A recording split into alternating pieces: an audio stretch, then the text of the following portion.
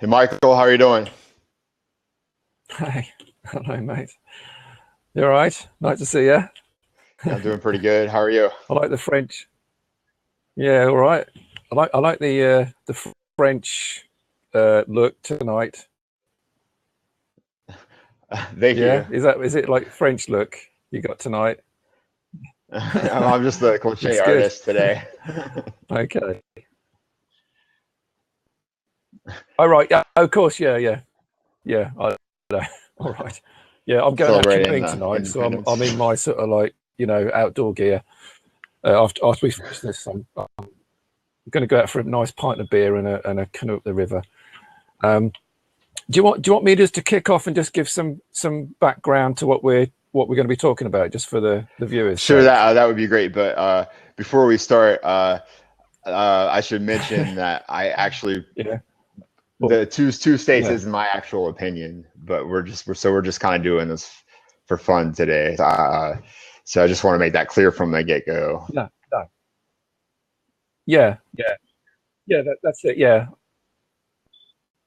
Yeah. No. I was going to say to the viewers that Julie and I are very much we're in tune with Israel Palestine. We just kind of just really sort of discussing the idea of one state versus two state, really sort of for a lot of information purposes, really.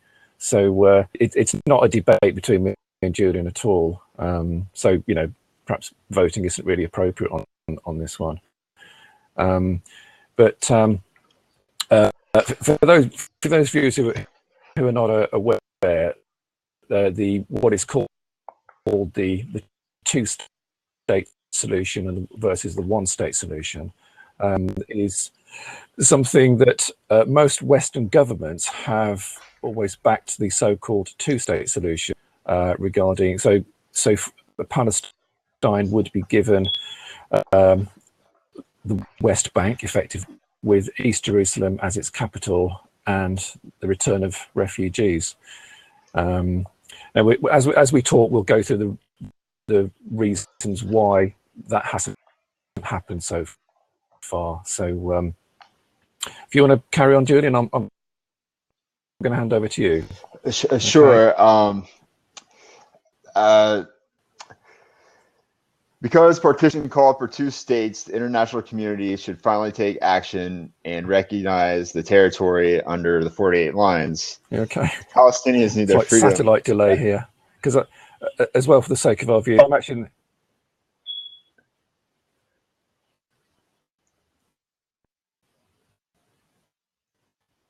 Are you there?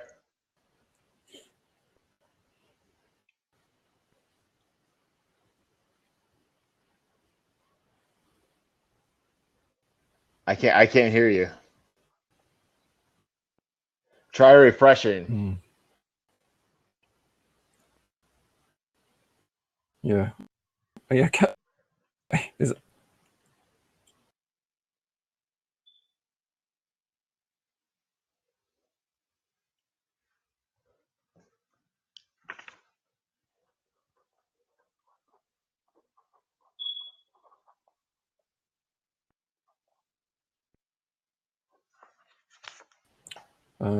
You there, Julian? Is that a little bit Okay. better? Is that a little bit Yeah, better? I can hear you okay now. Can you hear me okay? Yeah, okay. Yeah, there is a bit of delay because I'm in the UK and Julian's in I think your eastern seaboard of the USA. Um,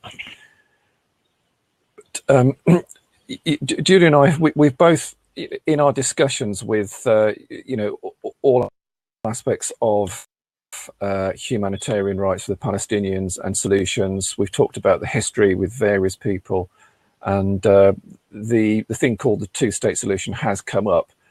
I hear very often the claims from many pro-Israelis that Palestinians have been offered a state and they have stupidly refused it.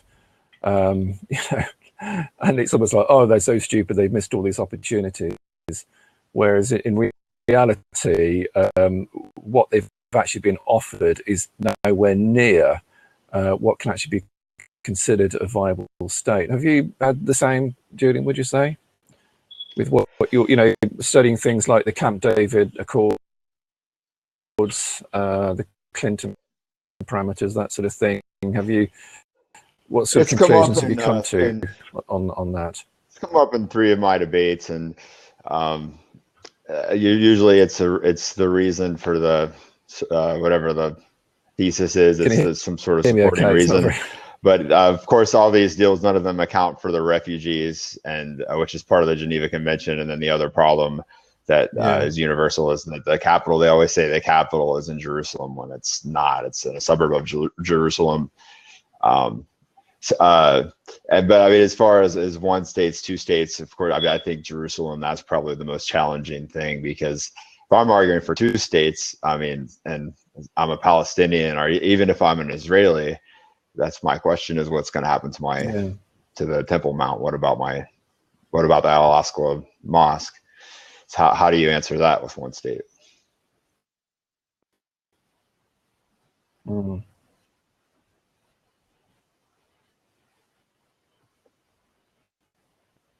Mm.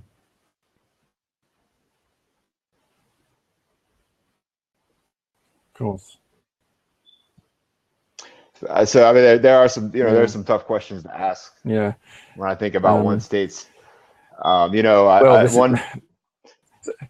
Bathsheba, the woman who I debated. I suppose this is why, as you pointed out before, Jerusalem was supposed to be an international city in the UN Resolution 181.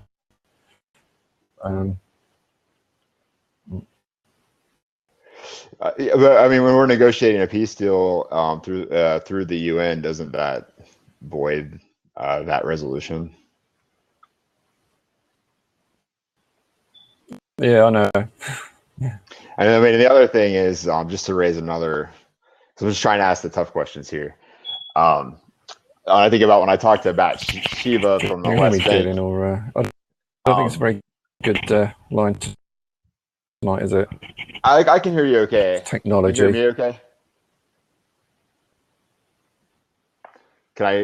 Can you hear me okay? Maybe just keep hitting refresh. If you can hear me, just keep hitting refresh. I don't know if it would actually. It's a difficult one. But she always, because when we talk about this, because we've talked about it since then, I was just going to keep talking. So she says, well, whose state is it? So is it Israel or is it Palestine? So she's making a case for two states when she says that. So I mean, I think that's another question you have to ask is, what are we going to call it when it's one state? And I watched the two keynote speakers from EarMep. This is more of a fun talk, so I haven't done too much research. But the two keynote speakers, Elon Pape and I can't remember the woman's name, but she's a very famous Palestinian member of Palestinian Parliament. They actually debated one state and two states, and she actually makes a very compelling case against him for two states, because she says kind of the same thing that Shiva said, but in her own way. She says to come to her, and I'm pretty sure it's in the West Bank, and to live under the occupation with her for a few days, and tell her how you think that one state would help her, and how she's supposed to live in peace with the Israelis who are doing this to her. And when I try to think about, like, say, Bathsheba's side of this, I mean, I pretty much feel the same way you do, but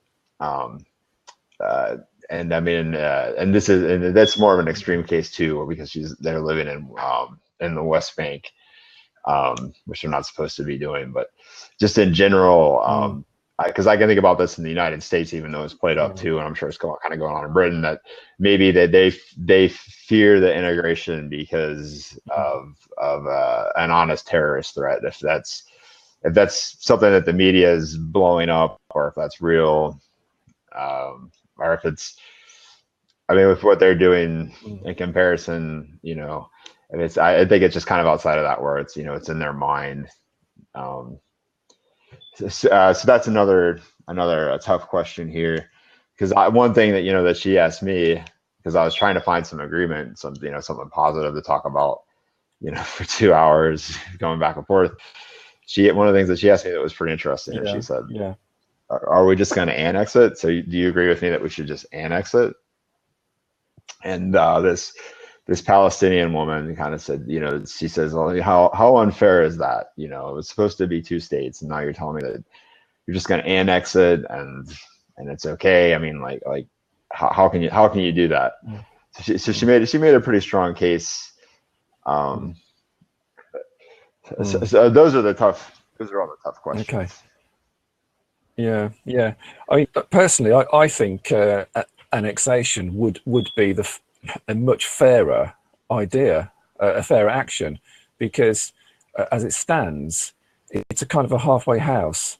I'm sure, you know, you and I know that it is an effective de facto colonization of the West Bank, but Israel kind of gets left off the charge of being recognized by the Western powers as being an apartheid state, because they say the West Bank isn't part of Israel, and you know, we know it is, because it's ridiculous to say that it's not. It's been colonized. You know, annexation would at least, it would sort of show the world that look, this is Israel and this is what goes on. You can really see as the I understand it. I mean, I have spoken to many Palestinians, because sorry, the difference what, Julian? Sorry. When you paint this in a different light, I think you can really see the contrast. Can you hear me okay, Julian? It's a little in and out, but I understand what you're saying. Yeah. I'm saying well, the light that is painted. As I understand it, as I say, I was just saying, I'm not sure if you got what I was saying, but I've met with. Yes, yeah. I've got a Palestinian because I'm a member of 2 Palestinian groups over here, one of which is PSC.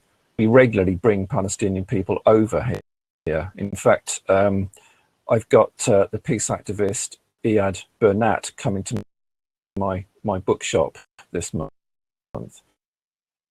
Iyad Burnat is mentioned in Miko Pelled's book, The General's Son, because he met him as well. But they are actually calling for a one-state solution. You know, they just want to be equal under the same law as Israelis. They recognise that a Palestinian state is unviable. It's just not going to happen. What I see as for a one-state solution is the fact that most Israeli Jews are fiercely against it, because if you made it one state, then the Arabs would have the majority and they would outvote the Jews, and therefore it wouldn't be a Jewish state, which I personally don't care about that. I don't see any justification for having an ethnically superior state. You know, no other state in the world is allowed to have that. No other state is recognized for its ethnicity. That's a problem that people need to see. People might say, oh, well, what about the Arab states? There's lots of Arab states. Yes, of course there are Arab majority states, but they're not recognized as being Arab states ethnically. Oh, get my words mixed up here. Ethnically Arab. They are just, we just call them Arab states. That's all. But Israel wants to be recognized as an ethnically Jewish state, and I think that's deeply wrong. It is very wrong, and you know, it really illustrates, because I think one of the things that I learned, you know, from doing these debates recently, because I actually learn more and more about this every time I do a debate and do some more research. Not that I haven't been researching this for 5 years. For example, you know, I've even been to these earmark conferences, and I feel so bad because I was doing some research over the past few days about some of the finer details of the so-called offers that have been made for a two-state, and it's so annoying, really, that the trouble is Israel controls the narrative, so they will always get the mainstream media things like, oh, you know,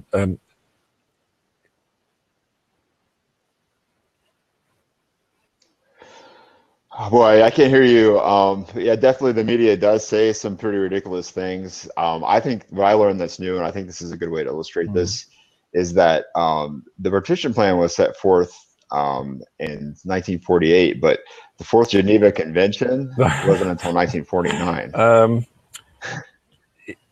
Is she a member of the Knesset, did you say? No. I was saying, I think the best way to illustrate this, and trying to put it that anyone can understand, is that I'm here. What I've been saying to the audience is that the partition plan was in 48, but the Fourth Geneva Convention was in 49. Yeah, I can hear you Julian, now. Can you hear me?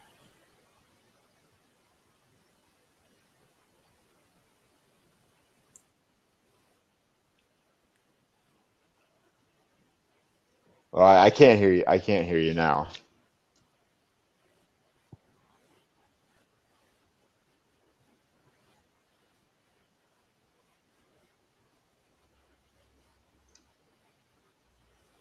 Right. Okay.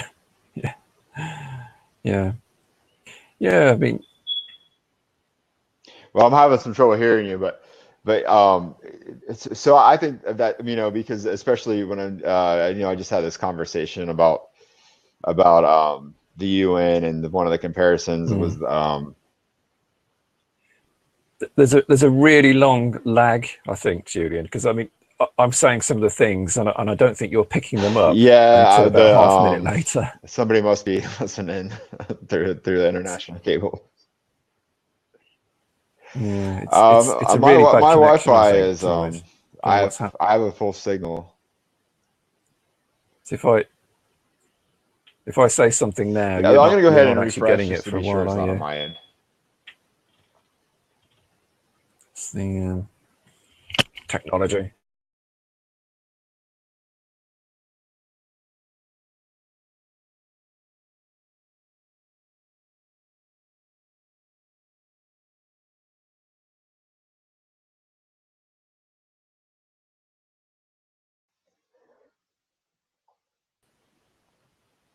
Any better?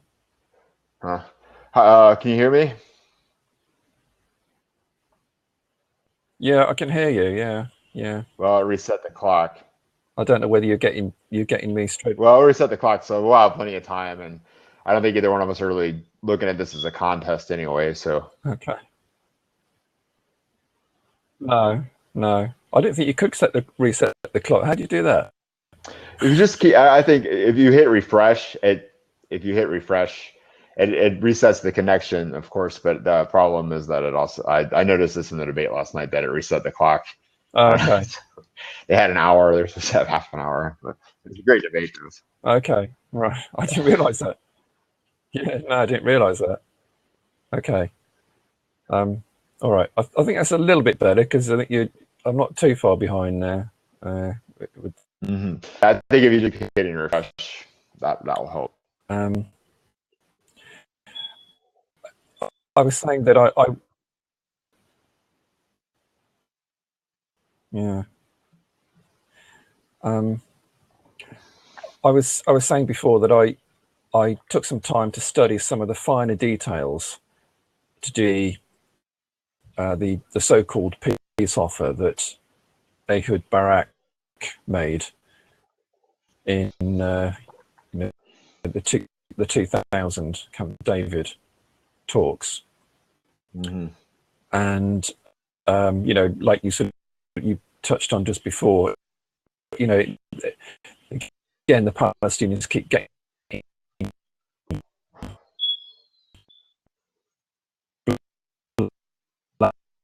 blamed for refusing this wonderful offer. They're being offered a Bantustan of Palestine being broken up into 3 areas with superhighways going through them, which connect territory occupied by Israeli forces along the Jordan River with various military checkpoints, installations in other parts of the territory as well. I think they'll be keeping sort of half of the racial colonies. Don't like to use the word settlement because that sounds too nice. And of course, the refugees not given the right of return, or a very limited number could come back. And again, no capital in East Jerusalem, just merely a small suburb of Jerusalem as their capital. So it really was an offer that Arafat just could not refuse, and no one would blame him. But of course, the media does blame him, unfortunately, because they control the narrative.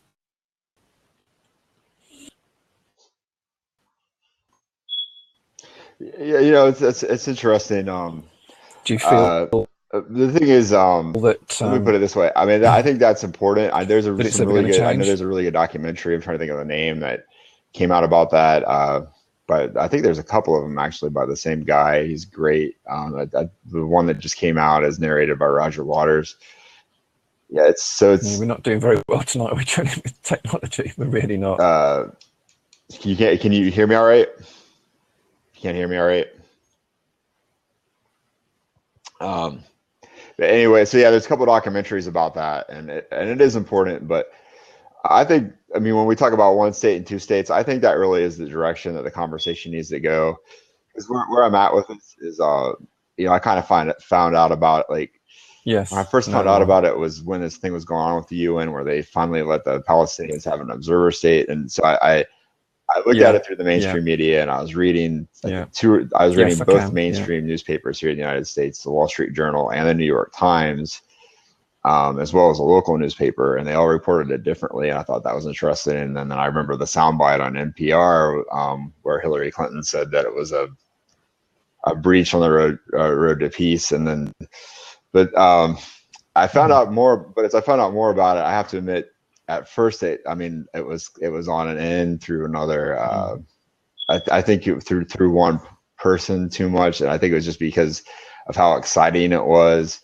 And one of the things that I worry about with some of the things that on that side of it, because I don't really have a problem with the person or the videos per se or whatever, is I'm just trying to say that maybe that kind of turns people away, because I think about when you debated Ben. And I ended up debating Ben right after on the same thing. But the first thing that he said in that first debate, when you talked to Ben, was he said, well, this is kind of like Israel, someone saying that Israel did 9/11. So automatically people equate this as a conspiracy theory, and they don't, so that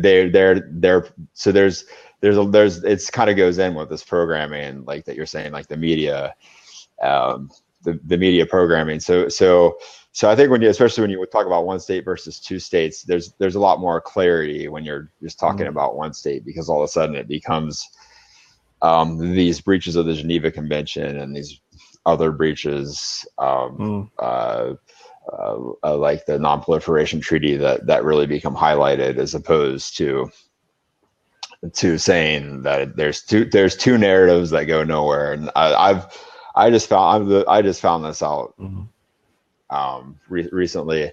I thought it was right. Harvard did a study where they got people who take both sides together, who are intellectuals, and they didn't ask them to come up with a solution together. The only thing that they asked them to do in this study, and I'll post a link to it, it's because it's very interesting, is come up with a timeline. So the only thing they had to do was sit down and come up with a timeline that they could agree on. They couldn't do it. So it's kind of, so I think that says that the two narratives just creates this delusion. Right. But at the same time, I mean, what I'm really trying to argue here is that, you know, just for the sake of there being two sides of this coin still, is that morally both sides were promised a state under the partition plan that divided it under legal authority in the first place that created it, and that so morally and legally they both have a case to their own ethnic state, like it or not. And it is an ethnic state on the Palestinians, on the Palestinian side as well. They're both very nationalist, and that's another problem, that's another barrier. And I know, you know, because I come from a culture here in the United States, obviously, especially if you want to take it back to 1948, 1949, and the Fourth Geneva Convention. How did this change everything? The United States was still segregated at that time itself, even though it was saying it was a democracy and so forth and so on. So that's why I say there's an important distinction to make between this plan being drawn in 1948, and then all of a sudden in 1949 you have the same thing in mind, but it creates all these rules that are being ignored under this plan. Of course, there's a lot more to it than that, and I feel like the comparison between, I think that you're really better on the history than I am, is what I'm trying to say. Oh, right about that. But I hear what you're saying about you know, the attitude in America, etc. But it's really, I just find it really weird to think that you know, 1965 we had the American Civil Rights Movement, etc. Well, obviously, you know, before that as well, but that's the kind of the pinnacle of it. You know, and the world has moved on, yet we still seem to think that in Israel it's okay. I really do regard the whole of the land of Palestine as being one state. I can't see two states there, and I think it lets Israel off the hook. They seem to want it both ways. You have people like, you know, some of the Israeli cabinet members, Naftali Bennett, for instance, who's the education minister, and not just he, but many other well, just Israeli citizens, but also members of the Knesset, referring to the West Bank as Judea and Samaria. So they consider it part of Israel, and you know, but then they say they're not an apartheid state. Naftali Bennett, he would advocate, you know, he says, oh yes, well, that the Palestinians will have their little places where they can live and they can run their own things and they can vote in their own little.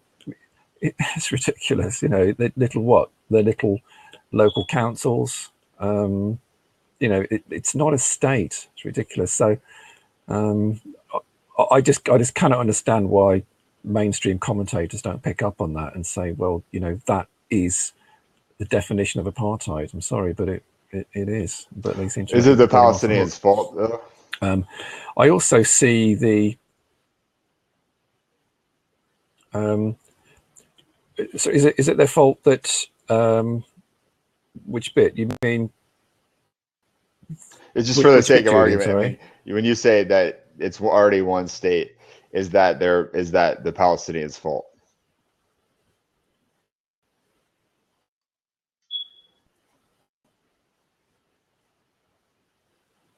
No, not at all. I mean, I feel there's been almost nothing they could do about it. You know, the trouble is that originally when when Israel was created, it was a very secular state, created by many sort of modern socialist thinkers. The hard line kind of, Bible and rifle idea actually came in 1967 when the old city of Jerusalem was captured. That then brought in a fresh wave of religious fanatics who are absolutely opposed to giving back any land at all. I mean, the settler movement is the most vile right wing. I mean, your fellow debater that you debated with, the lady who lives in the racial colony. It's obviously people like her who go there and populate these areas. And they are partly responsible. So, the Palestinians have been really helpless in the matter. They've just had to sit by and just watch it all happen. No matter what, they've tried peaceful protests, they've tried violent protests, and it's got them actually nowhere. I really can't see any hope for a two-state solution, and I also feel the two-state solution is actually just a handy excuse in a way for the Western powers to not actually sort it out, because they just keep saying, well, we're working on a two-state solution, and yeah, how long are you going to work on? We've worked on that for decades and decades. Almost nothing, actually. So, I've got no faith in it at all. Is that the Palestinians' fault, though? I mean, for instance, the Israelis objecting to them having a seat on the International Court of Justice recently, not back in the 1960s. Can you hear me, Julian? You've gone quiet again. You couldn't hear me? So, but I mean, you can talk. Is that their fault? I mean, is it really the Palestinians' fault, though? For example, I believe recently there was a lot of hard feelings about the Palestinians being allowed to join the International Court of Justice.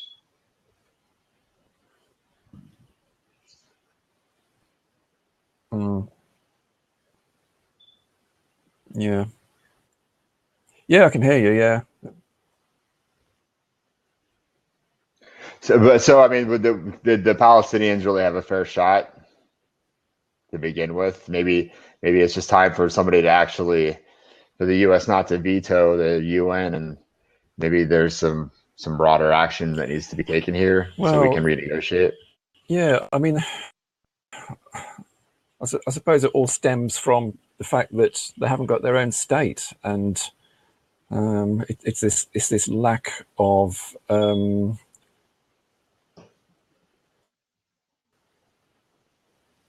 do they have a fair shot? Did they? Well, I mean, absolutely. I'm having trouble. Absolutely. I mean, the main problem, really, I think, is just lack of understanding. People being brainwashed into believing that all Arabs are the same. All Arabs are terrorists. All Palestinians are terrorists. I often hear comments made.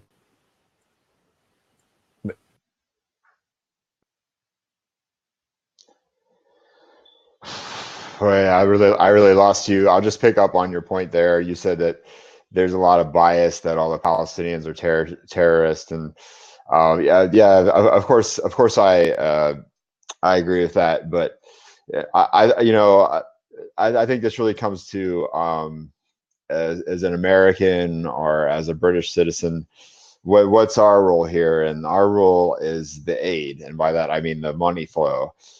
But the thing is that the money flow is kind of a double-edged sword here, because I mean, morally, that's the only thing that we really can do, unless you're gonna, I'm saying that the United Nations could step in, and they haven't.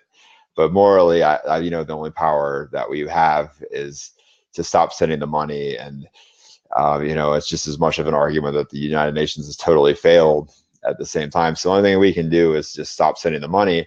But the thing is, once you take that money and that authority away, it's a double-edged sword, because now there's nothing to stop.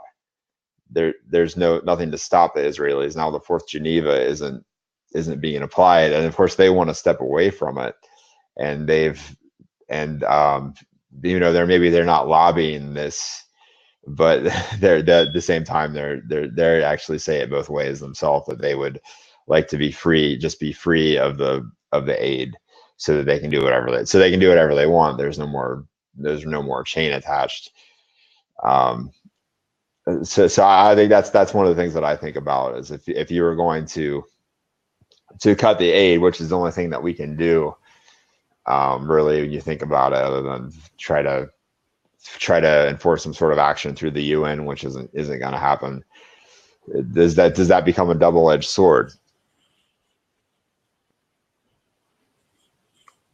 I missed quite a lot of what you were saying then, because I had to go for. I just closed my window completely and refreshed again. Interestingly, I've just read a comment below in the section here. It's by who is it by? Where are they?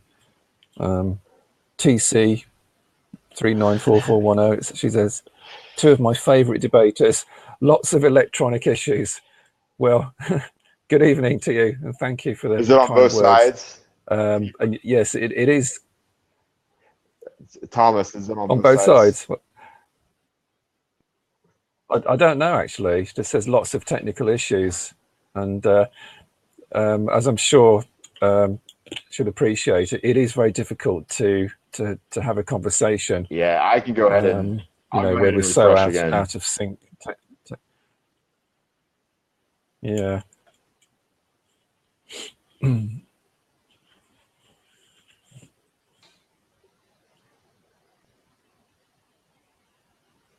Is that better? I can hear you a little bit better now. Well, yeah. Are you looking good? I mean, obviously, it'd be great if we could just go out for a beer tonight and just have a chat over a beer. That'd be all right. That'd be great. Can't do that, sadly. Yeah, I can't do that. Yeah, it would be great. Yeah. Yeah. Yeah, I mean, I just feel we're at such an impasse, but something has to happen. It's just absolutely ridiculous what's going on. I feel in a lot of ways Hollywood is to blame for a lot of this, because again they have simply there are so many movies where the terrorist is Arab, and it's oh yes, the on Schwarzenegger films, some of the James Bond films, all this sort of thing, as a terrorist. And I often hear comments from stateside, comments like, well, Israel's only a small little place. It's only the size of, is it New Jersey? Something like that, And my response to that is I say, well, get a big scale map and have a look again, because don't look at tiny scale maps. I hear comments like, oh, Israel is just a tiny little sliver of land and it's surrounded by Islamic states. Nonsense like that. It's just crazy. I mean, it's just people just have such poor understanding. Egypt's not an Islamic state. Neither is Jordan. Neither is Lebanon. Neither is Iraq. In fact, some of these are actually democracies now. But they are first and foremost secular states.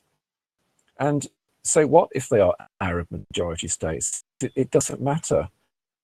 That's not the point. Oh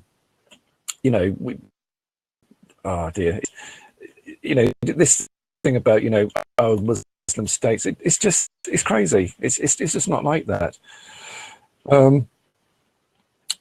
It's like Europe is full of so-called Christian states, but we're all different. We're all different people. It's this idea of having all the the Arab states are just one big thing. So when we had the 1948, when the Arab armies attacked, I've heard it called a civil war, as if to say that, oh well, because all those states are Arab, then it's a civil war. But it's not, of course, because they're different countries. So that sort of nonsense is just, needs to be just stamped. Sort of, it needs to be shown for what it is. It is nonsense. Anyway. Yeah, it's hard to disagree that dividing of the land isn't the problem to begin with. And as I said in my debate the other day. Are we back on sync, Julian? I don't think we are we? Can you hear me better now? I don't think we're. Can you hear me better now? No. Oh. What I was saying is that, yeah, it's hard to disagree that the division of the land was a good idea to begin with. And I know I said this the other day. So I can hear you, but we've got quite a lag. It's outside of the issue of if people could immigrate there or not. That's a problem with immigration, not with the state. So dividing it into two states that are both national states, as a matter of fact, is definitely the problem to begin with.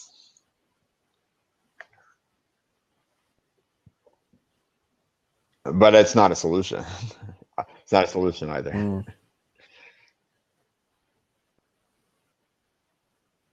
Yeah.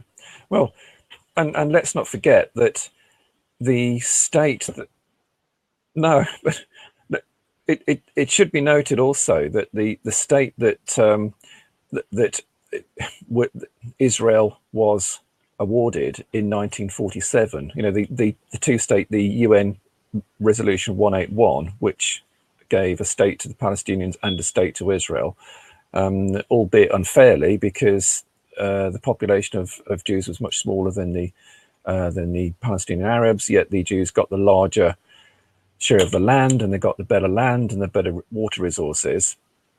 What that what I don't know if I've got one of those maps, but what that map looks like I do, and it's sort of 55% to the Jews and 45% to the Arabs. That is what the UN resolved on in 1947. And in fact, in 48, when the State of Israel was declared, the declaration included the words that it was based on the UN resolution. But as you know, also in 1948, the Jews actually took much more than what they were allocated. They took something like, it would have been at the time, I think, near to 70%, I think. So, really, to be fair, if there is going to be a two-state solution, it should go back to the Resolution 181, 1947 lines. Yeah, I agree that, yeah. Would you agree? Two states, you're going to have to renegotiate this all the way back to 1948. And that's the problem, especially when you're talking about 90% of the land already. We've got some dreadful lagging problems here. There's actually another comment. So I'm gonna get. I'm pretty close to I'm within 10 feet of my Wi-Fi, but I'm gonna get up and move closer just to see if it helps. I probably knock my camera out, so I'll also have to refresh.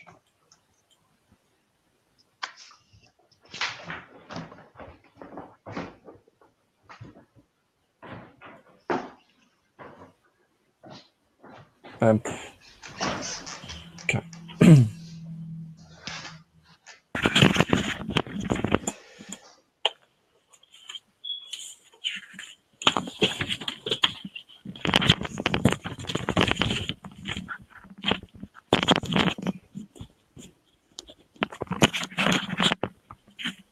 I'm on modem now. I don't know if it'll help or not, but.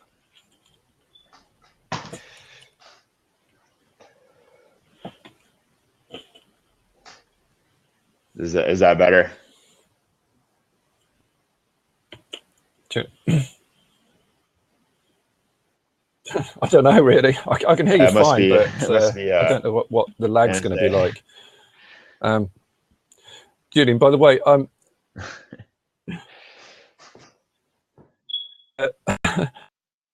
I'd kind of allocated 45 minutes to the talk because I'm supposed to be meeting somebody soon, and we're going out canoeing tonight. There's a lady who's coming around to my house, and we okay. I got an awful lot of time left to talk because we've refreshed so many times. We've gone over the allocated time limit. That's a shame. It's too bad. Yeah, I was hoping we'd have a better conversation, but at least we got to give it a shot. It's a pity you can't just come out for a beer with me tonight and we'll have a chat. Yeah, I wish I could too. Yeah, that's too bad. Yeah, if you have something else you need to do, I totally next time you're over. Yeah. It's the sort of thing that, you know, we could talk about all night. I mean, it is. Yeah, I know. Sure. Yeah, I understand, and I know I'll have some great debates. So I think we better sign off. But as I say, it's a great shame we've had these technical issues tonight. It really is, because it's really valuable, I think, to talk about this.